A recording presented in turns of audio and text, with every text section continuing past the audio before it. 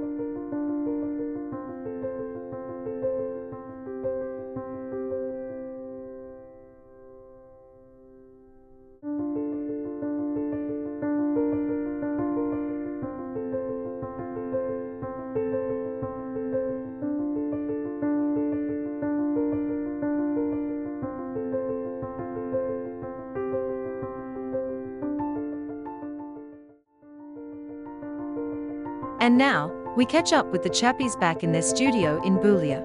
Thanks for the introduction, Natasha. I'm Chappie Chris. And I'm Chappie Peter. We all look forward for new experiences in life, and we love getting new things. Ah yes, who can forget the smell of a new car? And remember that house we moved into? How nice it looked before the kids and grandkids turned it from a house into a home. Not that we minded, Chappie. Yes, we're glad you could accompany us for our trip up the mountain and experience this part of the outback with us. For many, probably a new experience, a mountaintop experience, in fact. Certainly a change from the city, Chappie. These experiences enable us to think and pray through issues and encounter God in a new and deeper way. If there are no mountains near you, or you don't get out much, one can have a metaphorical mountain experience. That's a big word, Chappie.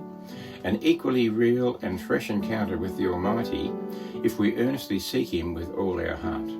So now we have your company, let's celebrate and reflect on this concept of mountaintop experience and be inspired and encouraged while we have a cuppa.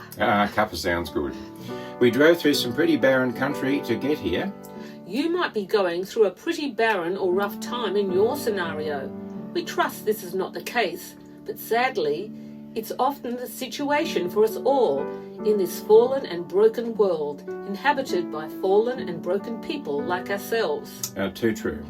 And we hunger for something new and better leadership, new ideas and ways to combat old problems, and we seek new ways to keep young and healthy. Have a read of these lyrics sung by Andre Crouch. Jesus is the answer for the world today. Above him, there's no other. Jesus is the way. And the lyrics continue. If you have some questions in the corners of your mind and traces of discouragement and peace you cannot find, reflections of the old past, they seem to face you every day. There's one thing I know for sure, that Jesus is the way. Yes, Jesus provides a new and living way to God, to a taste of heaven now and to an eternal home beyond our dreams, where we'll have new bodies like His glorious resurrection body. Wow, how about that? As we encounter Him in our mountaintop experience, whether literal or metaphorically, He changes us to become new people inside, with the prospect of a new and bright future in a world where God will make all things new. Not make all new things, Chappie. That's right. And out of this new encounter and experience comes a new purpose for living, not for money, power, popularity or fame, but from a newly changed heart. That is, the real you and me. And it comes with the desire to live for and be of service to the one who died to rescue us from the old life and make available for us to accept a new life. Wow, I'm glad we had this chat up here on the mountain, Peter. And now prayer. Lord, thank you for the new and living way, enabling us to be reconciled to our living Saviour, giving us hope, peace and purpose as people made new on the inside, looking forward to the future where everything will be made new. And of course, we can have many mountaintop experiences, and I hope we all do. Please join us for a final circuit. It's exhilarating to be up on the mountains, the high points in our lives. We cannot live there forever, however. We have to descend to the day-to-day routines of everyday life, which seem to be particularly low after the heights. But this is where much of life occurs, the valleys of loneliness, sadness, poor health, and disappointments. This is where the crops and fruit grow, and it is the same in our spiritual lives. Through our valley experiences, we learn to trust in the God of the mountains, and grow in character and knowledge of Him, as we experience His love, care, and provision. The God of the mountains is still God of the valleys. Have a great week, and remember to stay tuned for our concluding segment, entitled, On a Lighter Note.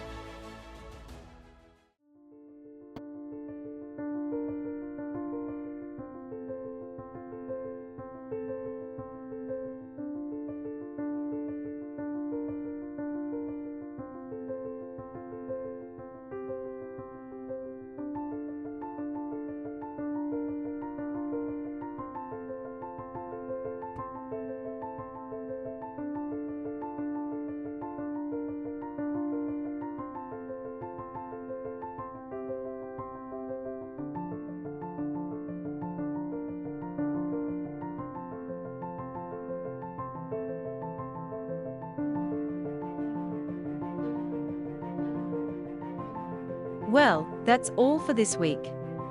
Goodbye and many blessings from the Chappies and Natasha.